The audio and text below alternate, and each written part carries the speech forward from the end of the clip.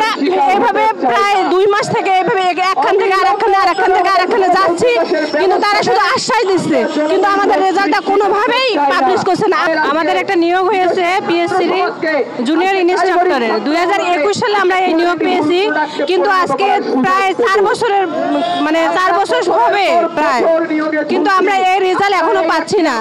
এখানে আমরা রিটার্ন পরীক্ষা দিয়ে 7000 স্টুডেন্ট আমরা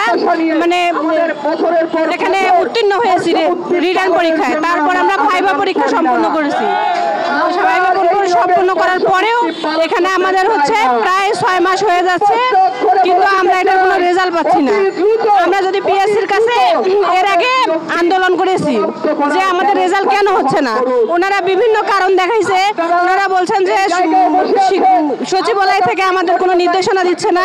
আমরা সচিবালয়ের সামনেও অনেক আন্দোলন করেছি, তারপরে একদিন পরে সচিবালয় থেকে অনুমতি দিয়েছে পিএসসিকে, কিন্তু আবার পিএসসি বলতেছে আমাদের আরো এখান থেকে সমস্যা ওখানে সমস্যা, এইভাবে আমাদেরকে শুধু ডেট দিচ্ছে যে আমরা এক্ষুনি রেজাল্ট দেবো। আমাদের শিক্ষা মন্ত্রণালয় থেকে আমাদের যদি অনুমতি দেয় আমরা 2 ঘন্টার মধ্যেই আমরা রেজাল্ট দেবো, কিন্তু ওনারা কোনোভাবেই রেজাল্ট দিচ্ছে না।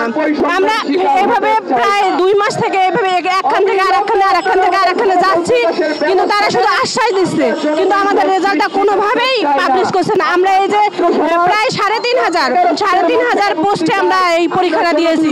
এই 3500 যে স্টুডেন্ট যে একটা কর্মসংস্থানের সুযোগ পাবে, কিন্তু এই সুযোগটা আমরা পাচ্ছি না। এরপরে অনেকে কিন্তু হতাশায় পড়ে যাচ্ছে। আমাদের এই জুনিয়র ইনস্ট্রাক্টরের জন্য আমরা গাজীপুরে প্রায় অনেকেই এর জন্য চাকরি বাকরি ছেড়ে দিয়ে এসে প্রস্তুতি নিয়েছে যাতে আমরা জুনিয়র ইনস্ট্রাক্টর হইতে পারি, কিন্তু এখন অনেকে হতাশায় চাকরিও ছেড়ে দিয়েছে, কিন্তু চাকরির এখানে কোনো সুপারিশ প্রাপ্ত এখনো হচ্ছে না। ফলে তারা অনেক হতাশা। অনেকে 2 দিন আগে গাজীপুরে একজন হার্ট অ্যাটাক করেছে, চাকরি হতাশাতেই। এইভাবে আর কত একের পর এক শুধু এরকম আমরা হতাশায় পড়তেছি। এরপর যদি আবার কোনো সমস্যা হয় এর জন্য কিন্তু সরকার দায়ী হবে। আর আমরা এই জন্য আজকে এখানে আসছি যাতে সরকারকে আমরা ভালোভাবে জানাই দিতে চাই যে আমাদের এই রেজাল্টের আপনারা একটা সুষ্ঠু ব্যবস্থা করে দেন, যাতে পিএসসি তাড়াতাড়ি আমাদের রেজাল্টটা পাবলিশ করতে পারে।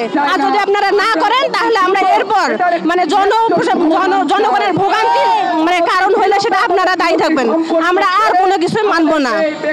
এই বললে আপনাদেরকে অনুরোধ করছি আমি প্রধান উপদেষ্টা এবং আমাদের আইন মন্ত্রণালয়ের জন্য আর কি পিএসসি বলতেছে যে আইন মন্ত্রণালয় থেকে এখন আমাদের কোনো অনুমতি দিচ্ছে না, আমাদের সব কার্যক্রম বন্ধ। এই জন্য আমরা এখানে আজকে উপস্থিত হয়েছি।